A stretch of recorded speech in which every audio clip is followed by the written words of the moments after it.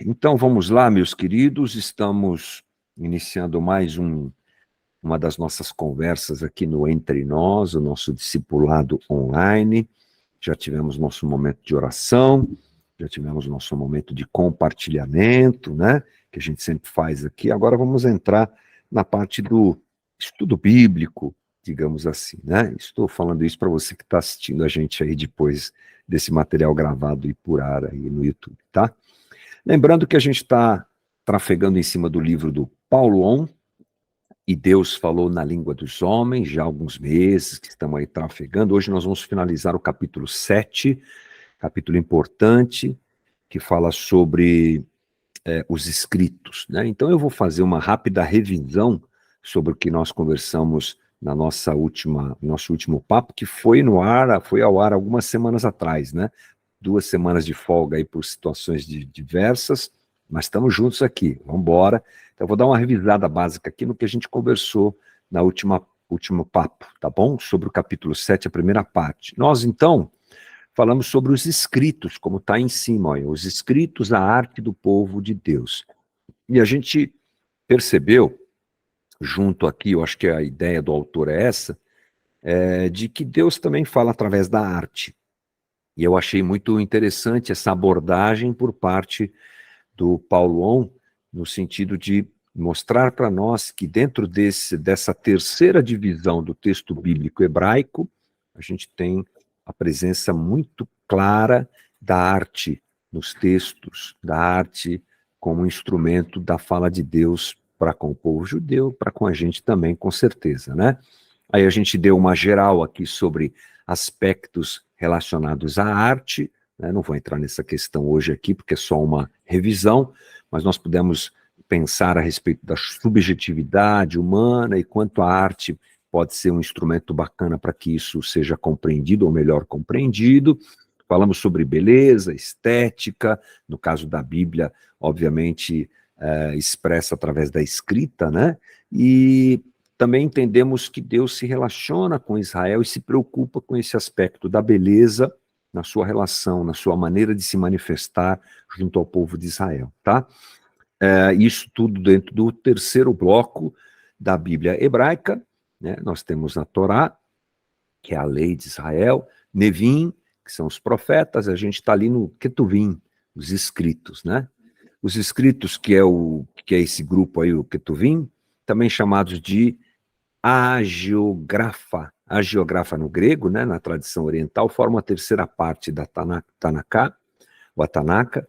A terceira parte da Bíblia hebraica também é textualmente citada por Jesus. São só algumas informações que a gente coloca sempre nas aulas aqui, nas conversas aqui, para reforçar esse papo, né? Então é óbvio que o ideal é que você assista a aula que nós demos, mas aqui nós temos um resumo a respeito desses livros e a divisão deles, né? A gente falou um pouquinho sobre isso. Temos lá os livros poéticos, Salmos, Provérbios e Jó, ou seja, não é só de narrativas que a Bíblia hebraica é formada.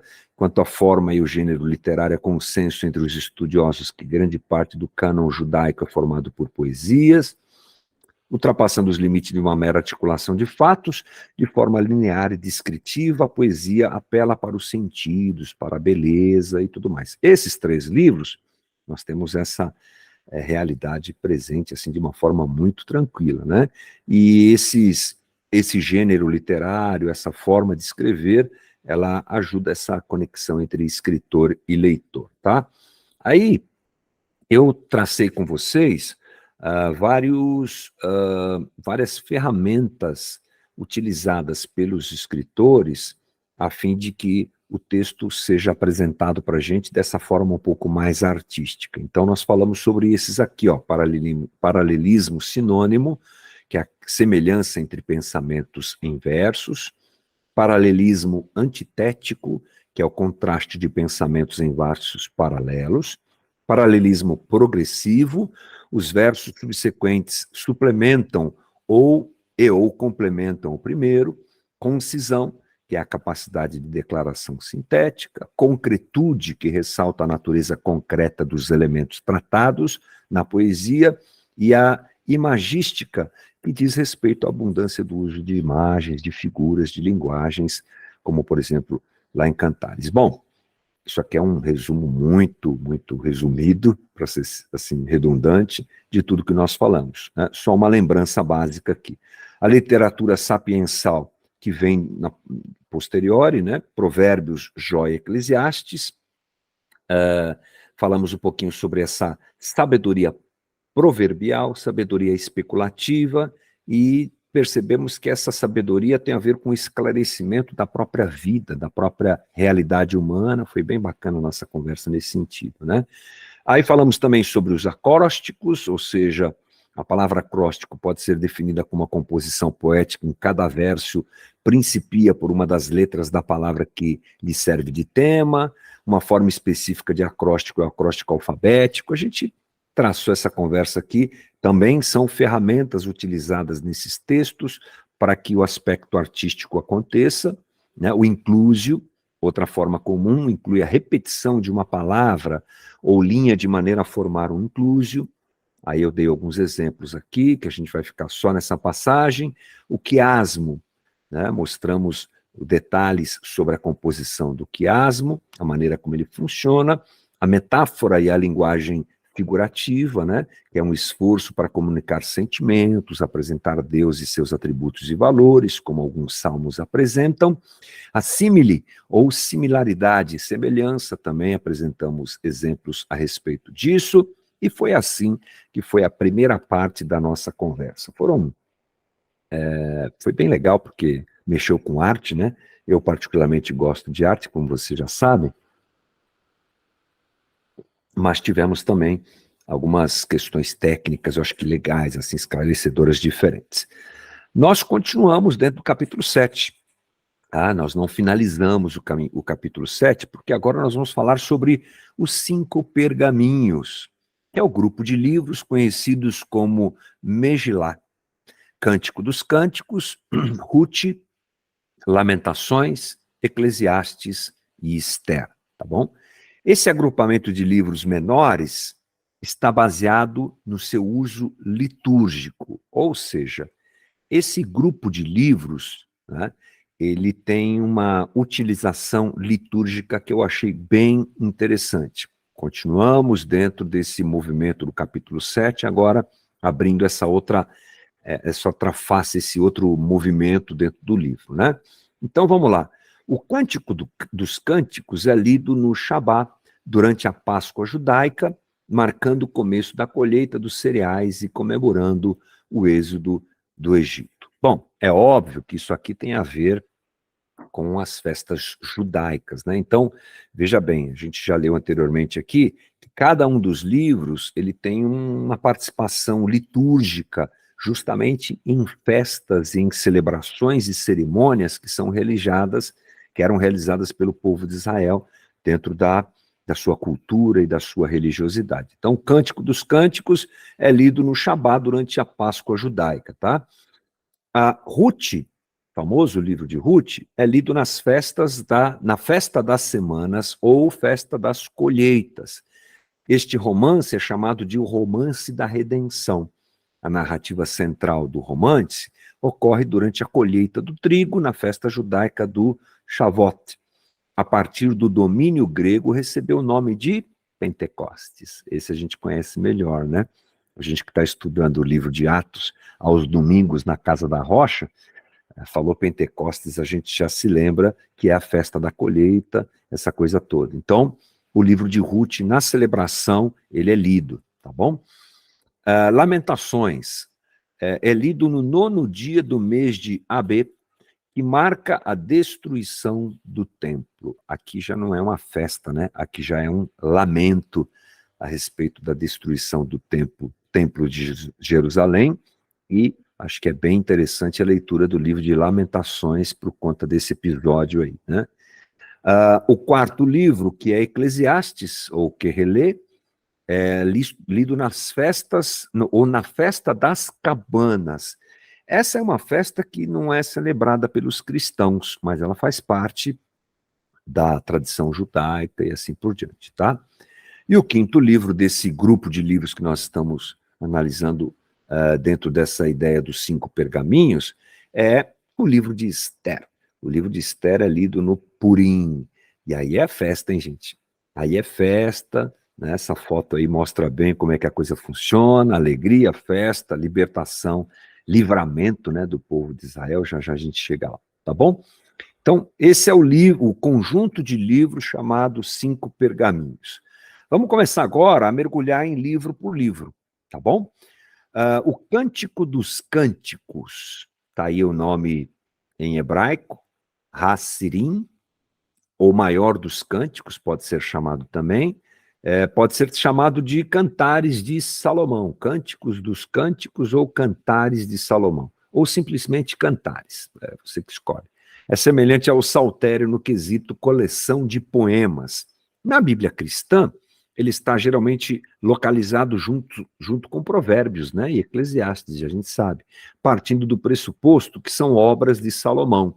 Então, o que une esses 3 livros é a provável autoria de Salomão. A associação de Cântico dos Cânticos a Salomão, se deve ao fato de o próprio livro citá-lo nominalmente por 6 vezes. Aí você tem as referências, né? Enquanto faz referência ao rei, lá no capítulo 1, versículo 4, 12, e também no capítulo 7, versículo 5. Essas referências fizeram com que os editores posteriores colocassem na epígrafe da obra a autoria de Salomão. Então são essas coisas que o estudo, né, da origem dos textos vai levando em consideração no momento de atribuir a autoria de um livro ou coisa do tipo. Então eles percebem a citação de Salomão e atribuem a ele o nome, apesar de nós não termos um texto dentro do livro que explicite isso de maneira clara, mas as evidências levam para esse caminho, né? Bom, há uma disputa interessante, porque os rabinos perseveraram a santidade de Cantares, interpretando o conteúdo do livro como uma alegoria entre Yahvé e Israel, a despeito do fato de não mencionar Deus. Por que disputa? Porque durante muito tempo houve um questionamento se esse livro entraria no cânon da Bíblia hebraica ou não. Então, havia essa dificuldade. E uma parte dos rabinos perseverava nesse sentido e fazia a interpretação do conteúdo do livro dessa forma aí, uma alegoria entre Deus e Israel, tá? Ao grande rabino Akbar, que morreu em 135, foi atribuída uma frase dizendo que o mundo não era digno do dia em que Cantares fora dado a Israel, porque todas as escrituras são santas, mas o Cântico dos Cânticos é o santo dos santos. Eu acho que esse rabino aí gostava e defendeu com unhas e dentes que ele fosse parte do cânon da Bíblia hebraica. Geralmente, isso se baseava, é óbvio, nessa interpretação a partir do método chamado alegórico. Nós já discutimos alguma coisa do tipo, mas lembrando, o método alegórico é aquele que pega o texto e faz alegorias com o texto. É um método bem perigoso de interpretação. E ele é usado pelos rabinos para defender a canonicidade do texto, tá? De forma análoga, a tradição cristã tem lido e interpretado Cantares como uma alegoria entre Cristo e a igreja, ou seja, essa maneira de interpretar Cantares não é exclusiva dos rabinos, mas a própria igreja continua fazendo isso, enxergando Cristo e a igreja nesse texto aí, tá?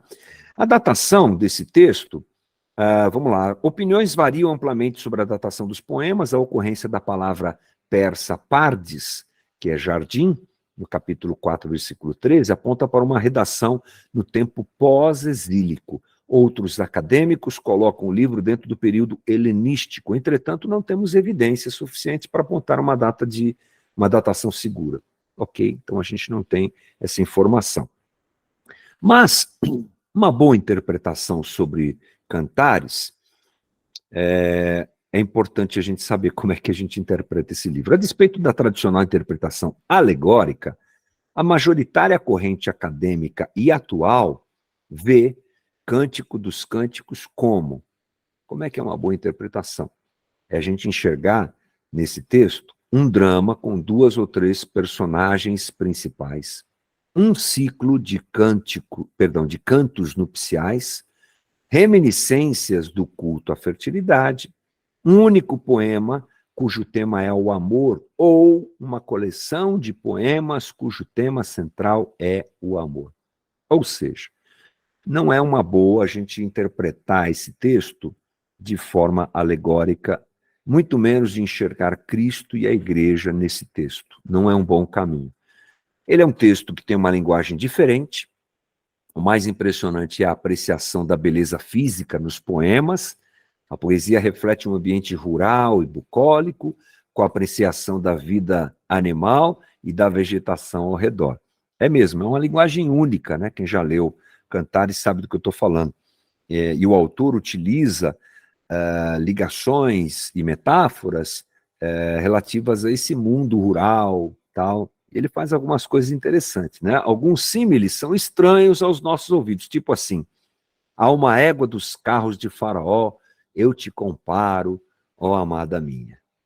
Esse é o tipo de elogio que eu nunca faria para Ana, né?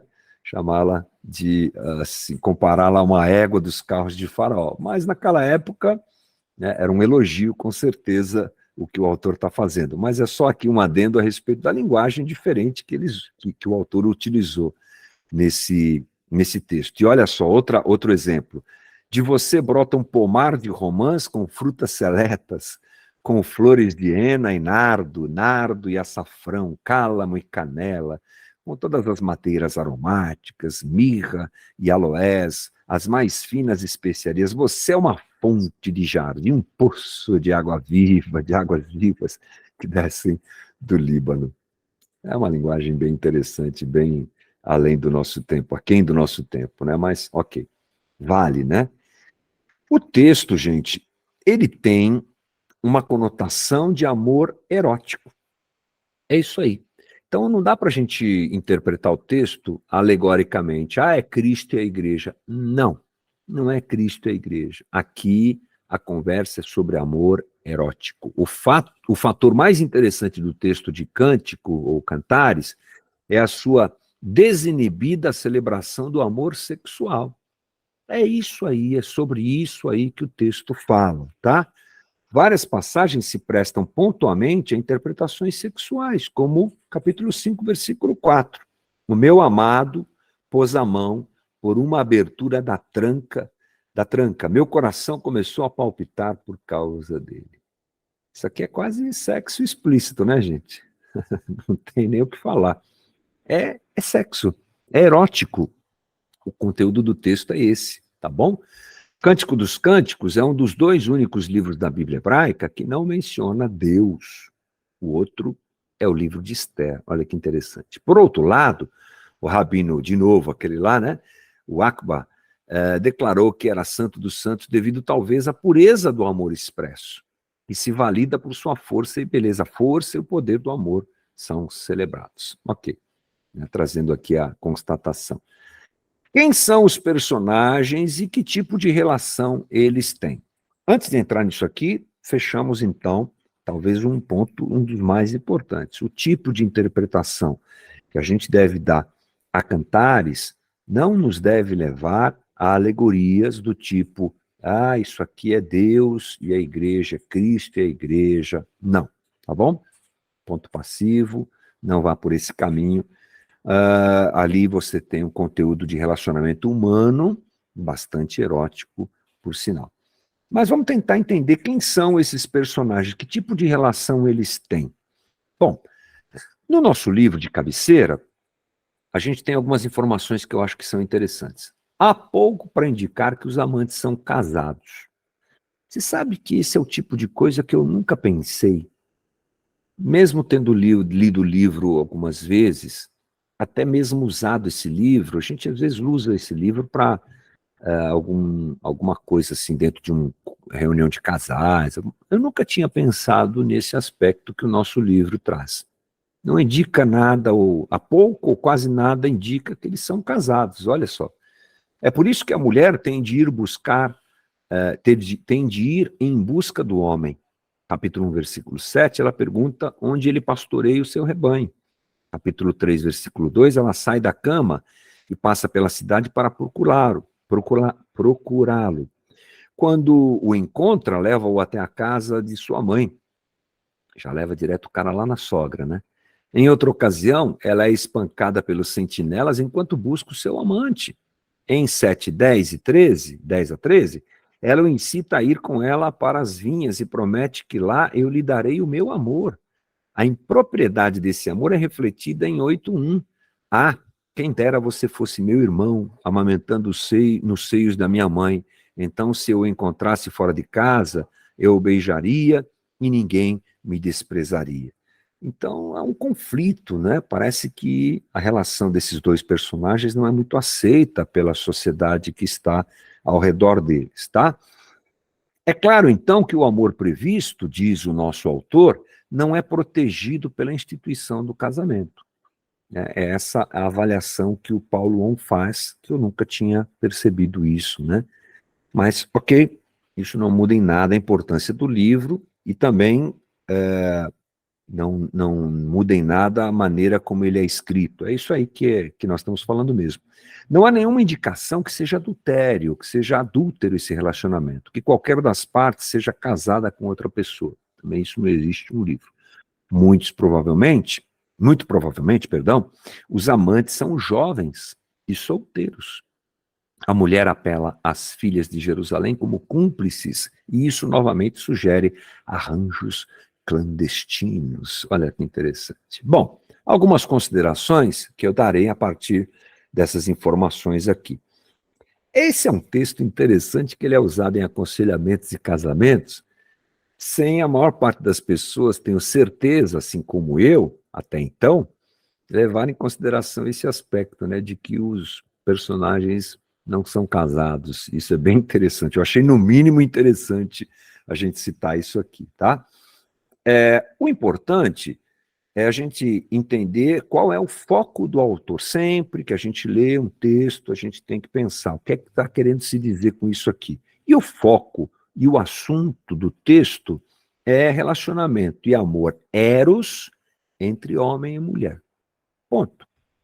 A palavra grega eros, que aparece na Septuaginta, lembre-se, Septuaginta é a tradução hebraica, é a tradução grega do texto em hebraico. Então, a gente tem um texto lá na Septuaginta que é traduzido do hebraico para o grego. E nesse texto diz o seguinte, como em Cantares de Salomão, onde é usada para descrever o amor erótico entre o amante e a amada, ou seja, a palavra eros, que nós sabemos que especificamente no grego tem a ver com erótico, é daí que vem o erótico, ela está lá na Septuaginta. Então não dá nem para fazer uma alegoria, porque o texto está falando sobre relacionamento mesmo. E aí eu fui buscar, né, mais informações sobre isso, e é o seguinte, trata-se da tradução da palavra hebraica dot, tem a ver com isso, com relacionamento sexual. É o texto que está aqui, ó, cânticos, ou cantares, né? 1, 2, beije-me com os beijos de sua boca, porque o seu amor é melhor do que o vinho. Esse amor aqui, ó, é a palavra dot no hebraico, é a palavra eros no grego, é sexualidade. Então, é isso que está acontecendo no texto, tá? A intenção do autor não é destacar a ética cristã. Por isso que a gente não tem que ficar preocupado. Ai, meu Deus, mas então na Bíblia tem um livro que apoia o casamento, o sexo fora do casamento. Meu Deus, eu nunca tinha pensado nisso. Não é a intenção do autor. Não tem nada a ver. Aliás, é importante pensar que esse é um texto que, dentro de uma sociedade patriarcal, onde a mulher é objeto, não se esqueça que nós estamos há milhares de anos atrás, na cultura oriental, onde a mulher não é valorizada. O que nós encontramos aqui é um manual, aqui coloco entre aspas, de bom trato para com a mulher, no convívio do homem, marido, macho, com a mulher, parte mais frágil. Porque a gente não vai destacar isso aqui, mas o texto deixa isso claro, tá bom? Então, talvez o texto tenha também essa ideia, essa intenção, tá? E para a gente entender, qual foi o primeiro casamento da história? A primeira evidência de um casamento é de 2350 a.C., na Mesopotâmia, depois desse tempo aqui que a gente está lendo o texto, tá? Na Idade Média, ou até contemporâneo a esse texto. Na Idade Média, o casamento era entendido como uma parceria entre famílias. E o casamento, como conhecemos hoje, começa na Roma Antiga. Então, eu só fiz questão de acrescentar esse papo aqui no finalzinho da análise desse livro, para a gente tirar qualquer minhoca da cabeça quanto a esse aspecto, né? De termos um livro, um texto bíblico que relata a vida sexual de um casal que não é casado. Meu Deus, nossa, né? Deixa isso de lado. A intenção do autor não é essa, o contexto é outro, o entorno é outro, a cultura é outra, a realidade da vida é outra. Não faça esse anacronismo fazendo aquele texto de lá para cá, sem a devida interpretação, tá bom? Só para a gente não ficar com coisa na cabeça. Vamos para Ruth, então. Ruth tem uma autoria anônima, ninguém sabe. A datação de Ruth é dos tempos dos juízes, é a informação que a gente tem que o próprio livro nos dá. Ruth 1:1, nos dias em que os juízes julgavam. O texto já começa assim, já diz para a gente quando é que ele foi escrito, nos dias em que os juízes julgavam. Ele é dividido, o texto de Ruth, em 4 atos, tá?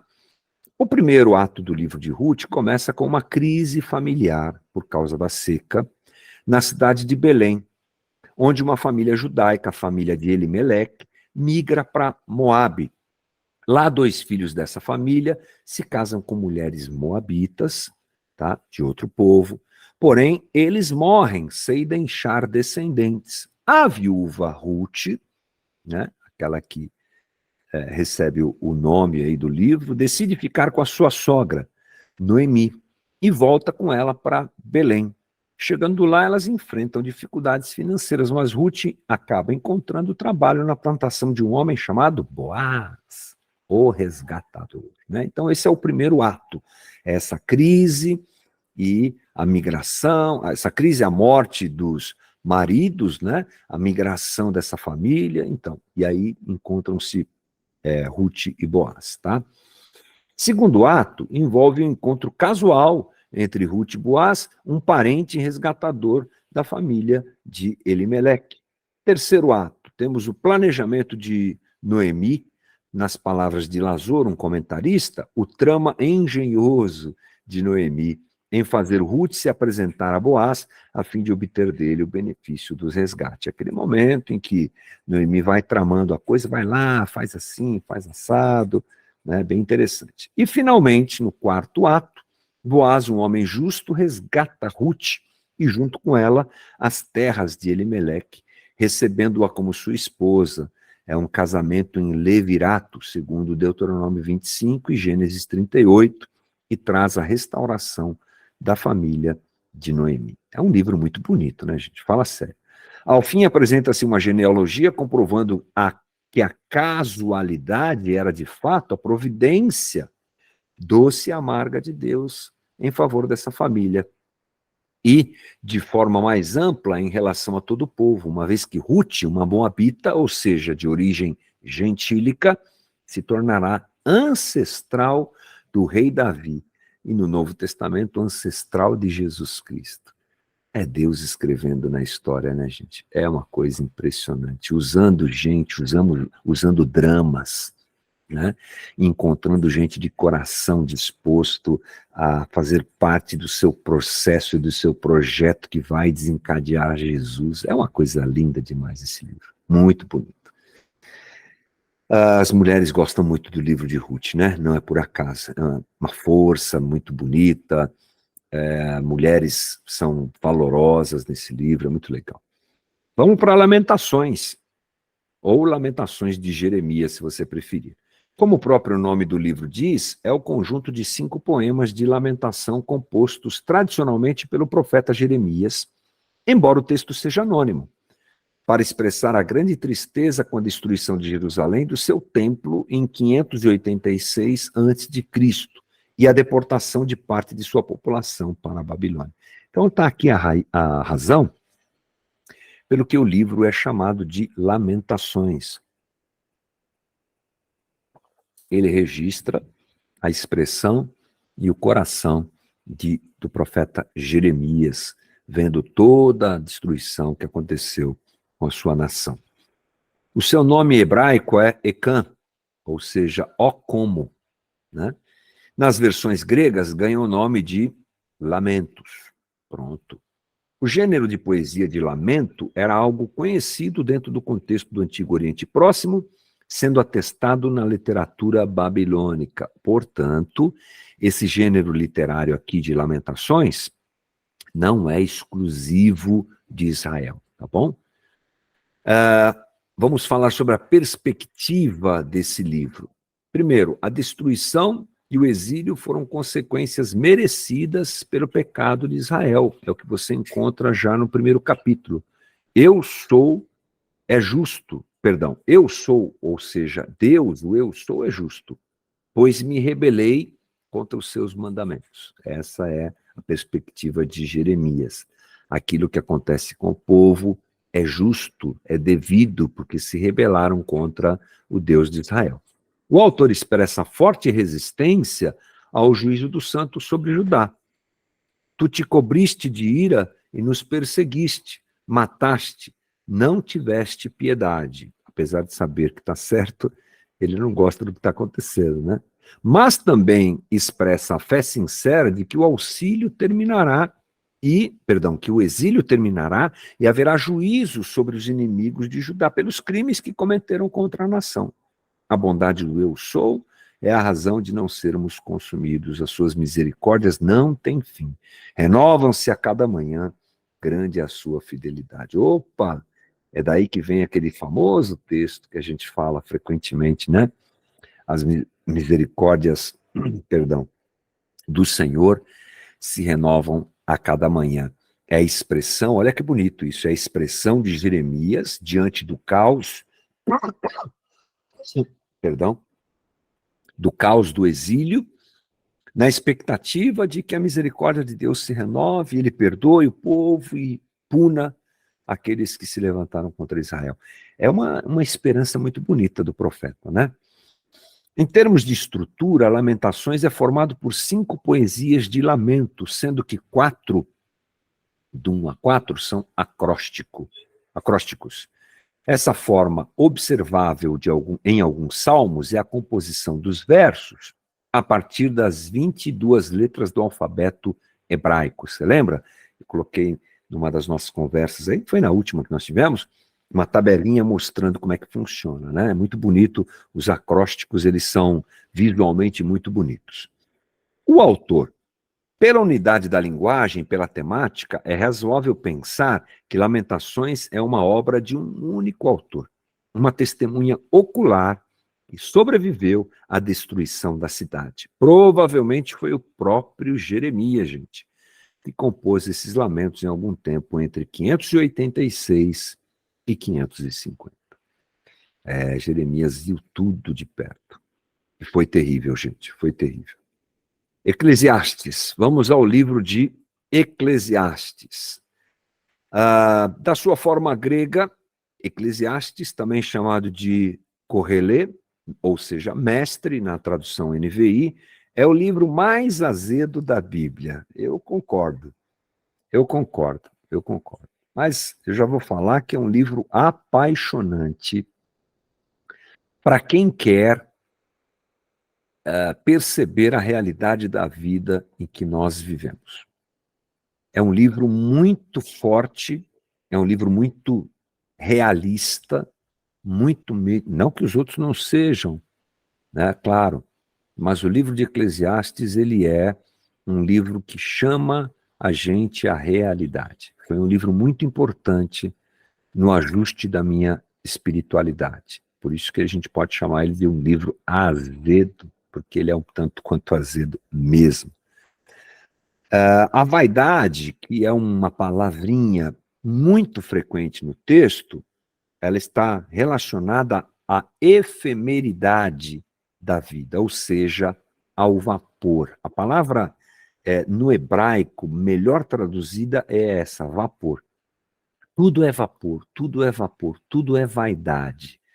Então o autor, a gente vai ler alguma coisa aqui do tipo, mas já dando aqui um spoiler, ele vai viver da maneira como ele quer e ele vai percebendo, ele percebe que a vida é vapor, que as realizações humanas, tudo é um vapor, tudo é vaidade. Esse é o contexto do livro, né? Diante da morte certa, percebida por ele, o pregador levanta uma discussão em linguagem poética e sapiensal sobre como viver diante dessa situação aparentemente sem sentido. Então o livro, ele tem essa característica de explicitar diante de nós o vapor da vida, a vaidade da vida, a efemeridade da vida, mas ele não larga a gente dentro disso, sozinhos, sem uma resposta. Aliás, sem resposta sim, mas não sem como nos apresentar uma boa maneira de se viver, apesar dessa realidade difícil. Né? Eu acho que é muito bonito esse movimento dentro do livro, tá? A escola de Shammai tendia a interpretar as leis judaicas de forma mais rigorosa e literal, enquanto a escola de Hillel era mais flexível e procurava encontrar soluções práticas para as questões cotidianas. No entanto, não há informações específicas sobre divergências dessas escolas em relação ao livro de Eclesiastes. Bom, por que eu coloquei essa primeira linha aí? No livro, nós temos essa informação, apesar não, existem divergências, eu devo ter comido bola aqui em algum texto, mas enfim, no livro nós temos essa informação, que a escola de Shammai e a escola de Hillel, eles tinham divergências, né? Inclusive essas divergências são apresentadas também no Novo Testamento, na maneira de interpretação da lei, tá? Jesus cita esses caras aí. E o livro fala de uma possível divergência, né? Eu não encontrei nada mais profundo do que essa informação do livro, tá? Eu fui dar uma pesquisada aí, mas não achei nada. Mas no livro diz assim, apesar de tais divergências, ele diz que existem divergências, nunca se questionou seu papel como escritura dentro da Taná, tá? O livro, segundo a tradição, o pregador, ou seja, Salomão, escreveu o livro da parte final de sua vida, ou na parte final de sua vida, perdão, com o objetivo de mostrar como a vida é vã, acrescido talvez de um sentimento de arrependimento em relação ao que fez. É o que a gente percebe no capítulo 12. Vaidade de vaidades, tudo é vaidade. É assim que Salomão vê, depois de não ter poupado nada que a sua alma queria. O livro de Eclesiastes vai até o capítulo 2, ele faz uma descrição da vida sem Deus. E ali o pregador, ou mestre, ou Correlê, ou Salomão, ele diz ali nesse início do livro que ele não poupou nada, ele deu à sua alma tudo que ele queria. Não faltou nada para a sua alma. Aí, a partir do 3, ele começa a perceber que isso não trouxe a ele nenhuma felicidade. Aliás, já no começo do livro isso acontece, que já não tem sentido a vida, e ele começa a fazer uma leitura já com a presença divina, né, dirigindo a sua narrativa. É bem interessante. O livro de Esther é um livro diferente, né? Outro livro protagonizado por mulher, olha que interessante. O livro de Esther é um livro com sonoridade destoante dos demais livros narrativos da Bíblia hebraica. Primeiro, não menciona o nome de Deus, como no livro do Cântico dos Cânticos, Cantares também não, né? Conta a história de uma parcela dos judeus que decidiu ou teve de permanecer na Pérsia após a decretação do fim do exílio por Dário I em 516 a.C. Então, o cenário aqui não é Israel, o cenário aqui é Pérsia, tá? Por que ficar? Por que esse pessoal ficou depois que o exílio terminou? Muitos judeus permaneceram nas principais cidades da Pérsia por vários motivos, dentre os quais se destaca o sucesso econômico como comerciantes e artesãos. Depois de várias décadas residindo nos domínios do Império Persa, sentiram-se desconfortáveis em retornar à terra natal para lá terem de começar a vida do zero, submetendo os seus ricos nessa nova riscos, perdão, né? Ricos não, riscos nessa nova empreitada. Então, escolheram ficar, já estavam, né, sedimentados ali, família feita, já tinha miscigenação com outros povos, vão ficar por aqui, tá? Então vamos ler um resumo rápido aqui sobre o livro de Esther. O livro de Esther é uma narrativa sobre uma jovem judia chamada Esther que se torna rainha da Pérsia. Durante o reinado do rei persa Xerxes, um oficial do governo chamado Amã planeja exterminar todos os judeus do reino. Esther, com a ajuda de seu primo Mordecai, ou Mardoqueu, consegue persuadir o rei a impedir o genocídio. Amã é punido e os judeus são autorizados a se defenderem. Como resultado, eles conseguem vencer seus inimigos e estabelecer o feriado de Purim para celebrar a vitória. Pronto, lembramos da festa, né? O livro de Esther enfatiza a importância da coragem, da fidelidade e do cuidado divino, mesmo em tempos de perigo e incerteza. Um resumo básico aqui, né, gente? Embora o nome divino não seja mencionado nesse livro, a literatura de Esther nos apresenta a oculta providência de Deus como Senhor da história, que coloca no trono uma simples judia órfã, para que, por meio dela e de seu primo Mardoqueu, os judeus fossem salvos da destruição iminente. É mais uma vez aquele movimento que, me lembro agora do que acabei de falar de Ruth, né? De Deus usando coisas loucas. Gente, é assim que é Deus. O texto bíblico diz isso e deixa isso muito claro. Deus usa situações, Deus usa pessoas que nós nem imaginamos, né? Gente como a gente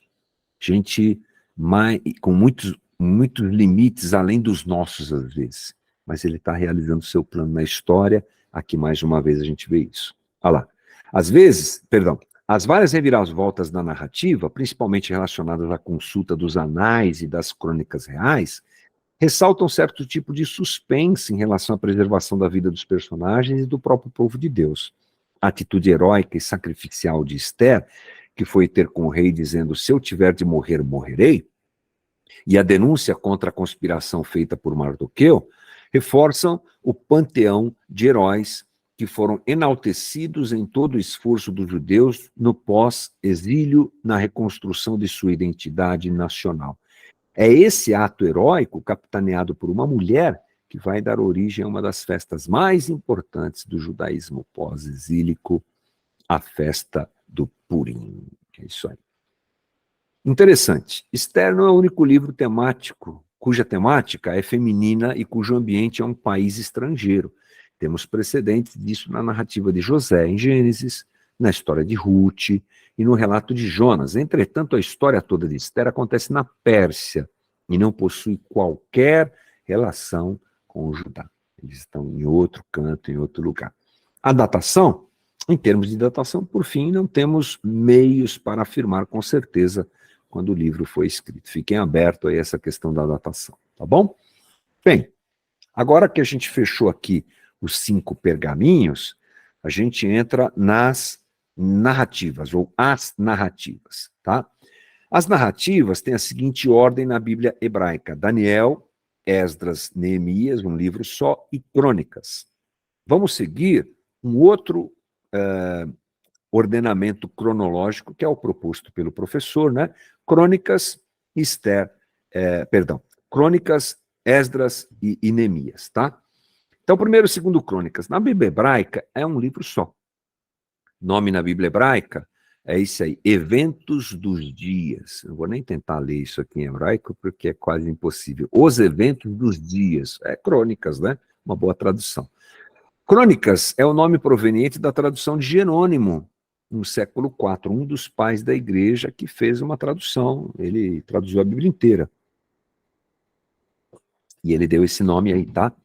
Reconta as narrativas contidas nos livros de Samuel e Reis, detendo a sua atenção na vida e atuação de Davi e Salomão, e acrescentando vários relatos inéditos baseados em fontes diferentes, ou a história do próprio cronista, tá?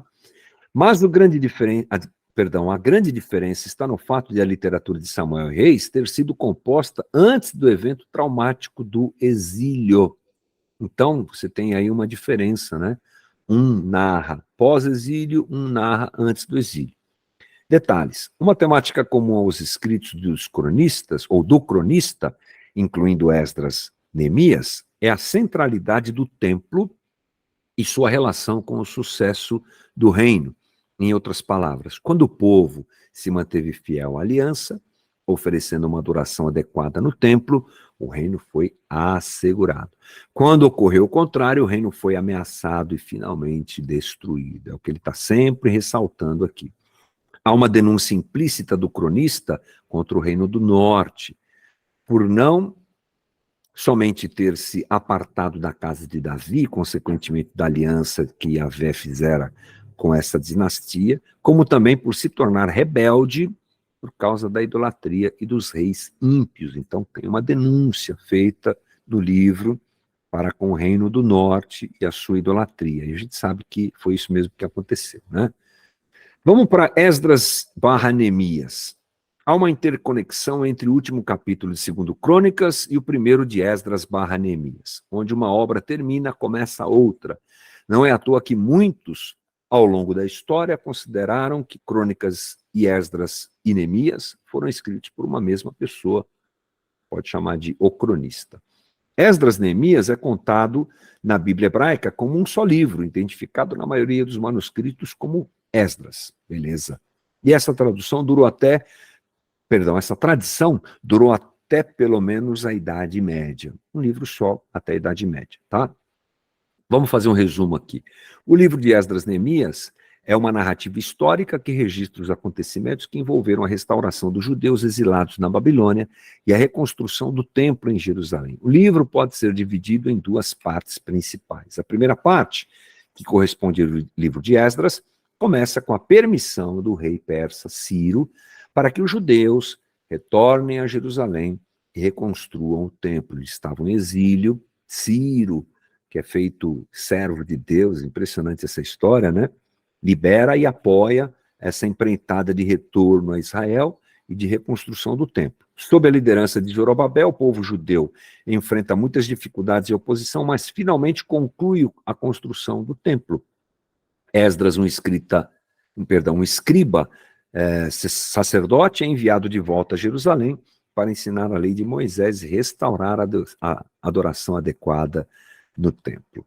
A segunda parte, que corresponde ao livro de Neemias, começa com Neemias, um judeu que servia como copeiro do rei persa, Artaxerxes, sendo enviado a Jerusalém para reconstruir as muralhas da cidade, que haviam sido destruídas durante o exílio. Ele enfrenta muita oposição, mas consegue concluir a obra e instituir reformas religiosas e sociais importantes. Bom, uma coisa que eu tenho para dizer sobre esses dois livros, principalmente o livro de Neemias, é que ele é muito usado nas igrejas neopentecostais. Pelo menos naquela que eu vivi 20 anos, o que nós falamos desse livro, porque tem a ver com reconstrução, né? Reconstrução das muralhas, 52 semanas, né? 52 dias, aliás, né?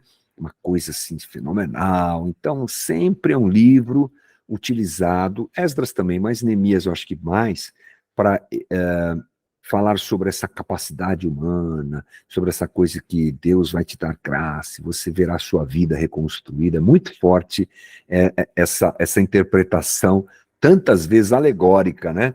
Que é feita em cima de um texto como esse aqui, que é um texto histórico, que narra um momento lindo do povo de Israel que sai do exílio, Deus usando Ciro para isso, aí ele se levanta Esdras, reconstrói o templo, Zorobabel também é uma figura importante, aí vem Neemias no segundo momento para reconstruir os muros.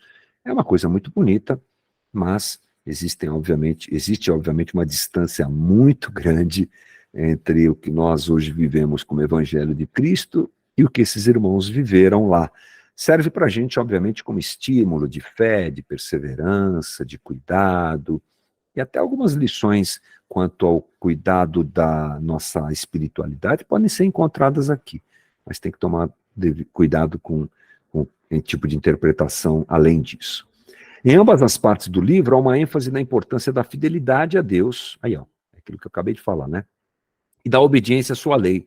Esdras Neemias também registra a genealogia dos líderes judeus e destaca a necessidade de manter a pureza da linhagem sacerdotal. O livro também apresenta temas como arrependimento, restauração e renovação, e enfatiza a importância da adoração correta e do relacionamento com Deus. Pronto, se a gente enxergar o livro assim, tá bom demais.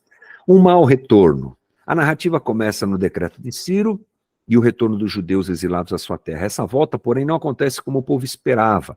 Havia uma expectativa de que Israel finalmente cumprisse o seu papel de ser uma grande nação, mantida e ressurgida pela ação divina com o exército de ossos, como o exército de ossos na visão de Ezequiel 37. Você conhece essa daí, né? O que se verificou na prática foram sucessivas tensões e crises, principalmente aquelas relacionadas à forma como eles viveriam a sua identidade como judeus. Ou seja, muito bonito, voltaram, reconstruíram, mas continuaram perdidos, tá bom? Dentro da obra restauradora da identidade da religião judaica, Esdras e Neemias tiveram de lidar com questões do relacionamento do povo de Deus com os povos ao redor, especificamente com os casamentos mistos, que haviam se intensificado no período do exílio, óbvio, quando a maioria dos judeus que ficaram na Palestina casaram-se com os povos pagãos da terra. Tudo gira em torno da preservação da identidade nacional e de uma certa unidade política após as traumáticas décadas de exílio. Ou seja, Israel queria, porque queria e precisava que esse movimento nacionalista, dessa identidade nacional de Israel, se fortalecesse. E os líderes, no caso aqui desse momento, Esdras e Neemias, têm um problemão com isso, porque o povo no exílio se misturou com outros povos, e aí a coisa complicou, né?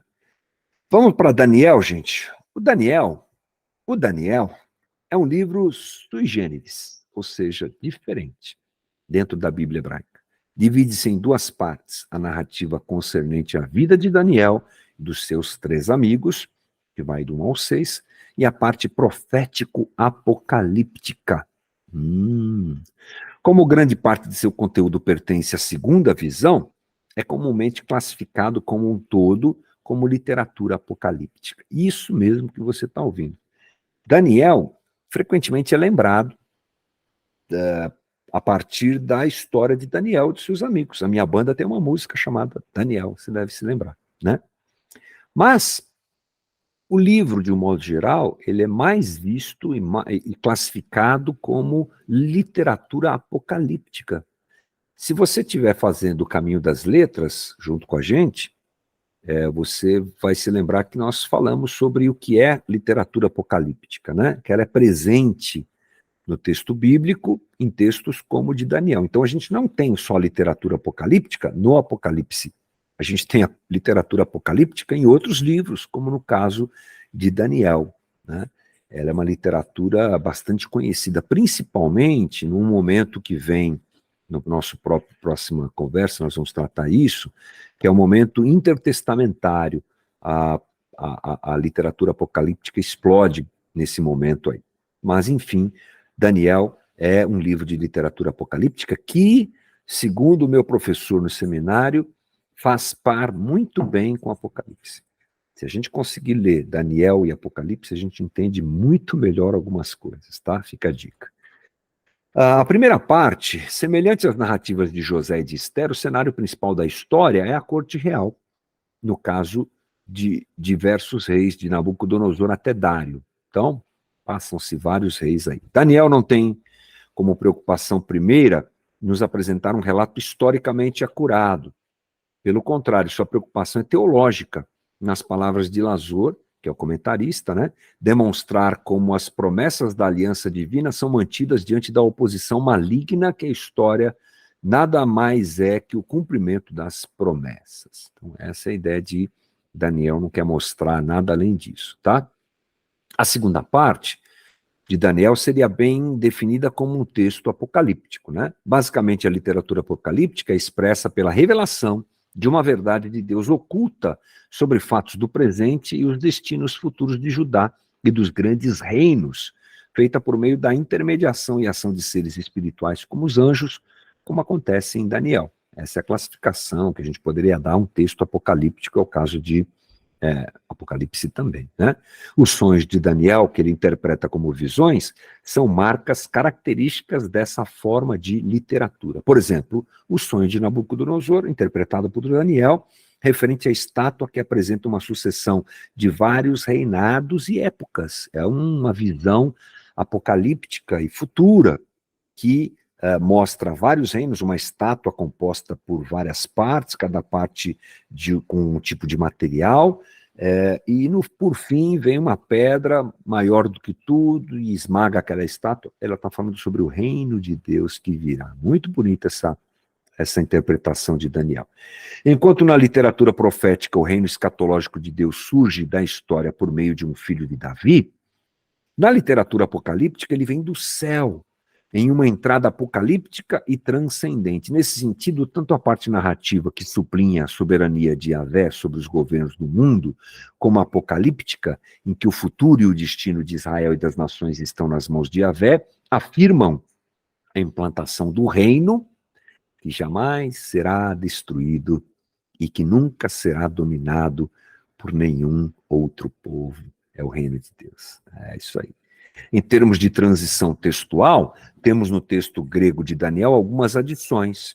2 longas orações do capítulo 3, que não são encontradas no original em aramaico, e as narrativas de Bel e Uragão e de Susana presentes nas versões gregas, que a gente não tem, tá?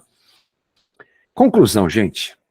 Terminamos o capítulo 7. Nosso estudo, vou ler aqui algumas coisas que o Paulon escreveu, que eu achei relevantes. Nosso estudo e o livro que estamos usando não se prestam ao aprofundamento dos livros citados, né, gente? Está na cara. Se você quiser estudar esse material, puxa vida, são anos e anos de estudo para entender tudo isso daqui. Mas é uma boa passada, né, digamos assim, essa que nós estamos dando, uma boa averiguada em cada livro, gênero literário, composição, caminho, personagens, informações básicas, que dão uma ideia do que é que a gente tem na mão quando o assunto é Bíblia hebraica, quando o assunto é Antigo Testamento.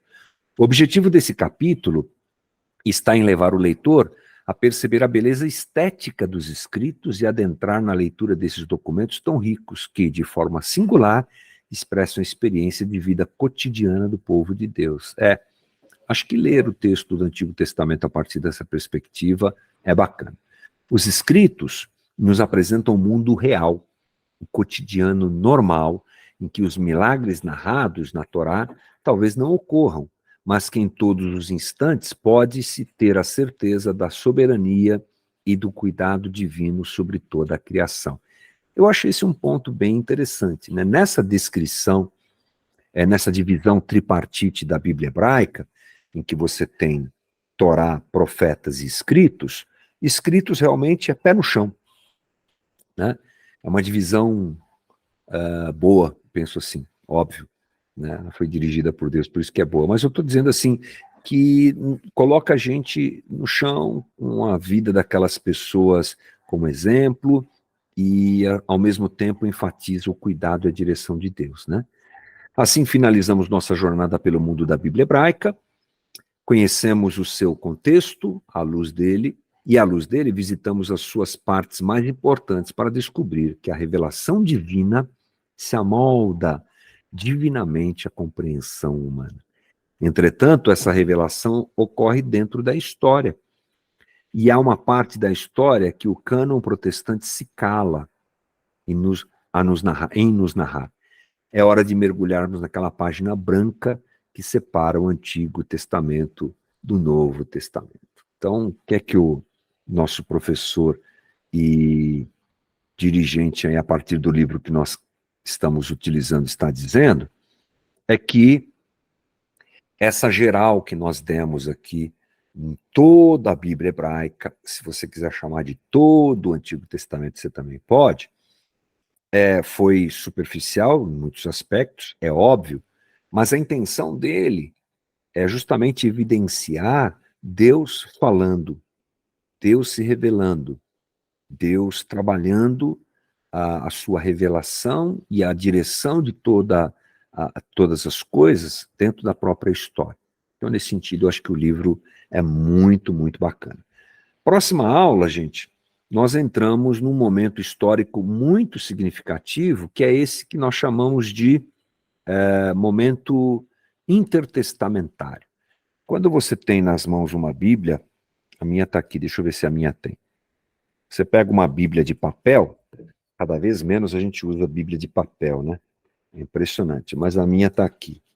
Você tem uma divisão aqui no Novo do Antigo para o Novo Testamento. A minha, por economia de material, eles nem fizeram isso, ó. Mas muitas Bíblias têm uma página em branco.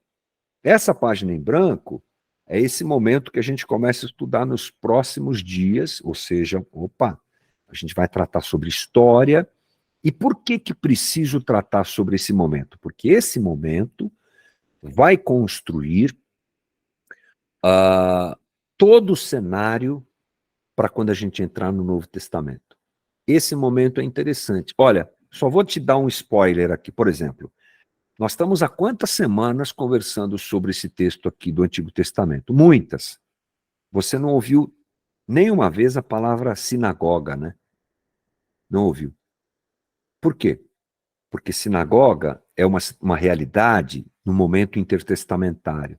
E por que é importante? Porque Jesus aparece na sinagoga, né? E o termo sinagoga, por exemplo, aparece no Novo Testamento. Isso tudo aparece de onde? Desse período intertestamentário. Então, acho que a gente vai ter aí pela frente momentos bem legais que vão construir todo o arcabouço para a gente entrar no Novo Testamento. Eu não sei, não olhei o livro ainda com calma, qual o tempo que a gente vai levar, talvez 1 ou 2 capítulos sobre isso, mas vale a pena cenas dos próximos capítulos para a gente ficar com assim, o coração ansioso nesse sentido, tá bom?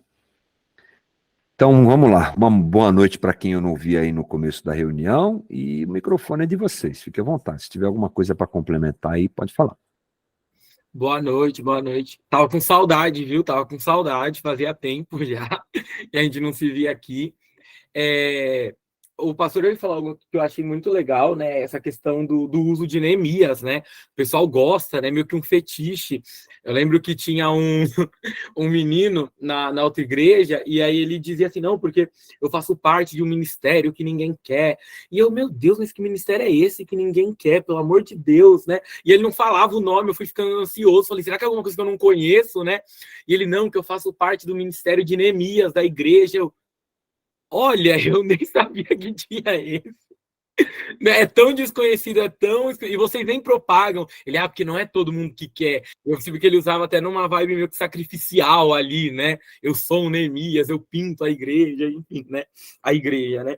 Mas eu tenho uma dúvida, porque assim, uma vez, né? Eu vou escolhendo o livro, comentário bíblico, e eu vou fazendo meus devocionais, né? Da vida assim. E aí eu lembro que uma vez eu fiz meu devocional com o Matthew Henry, em Cântico dos Cânticos, e é lindo, né? O Matthew Henry coloca Cristo, a relação de Cristo com a igreja em Cântico dos Cânticos, eu achei maravilhoso, porque, que incrível, né? Aí depois, né, os Iago Martins da vida vão falar, não é bem assim, babá. Mas a minha pergunta é, porque o comentário do Carson, a primeira edição é de 2009. O do MacArthur, o Manual Bíblico, é de 2019.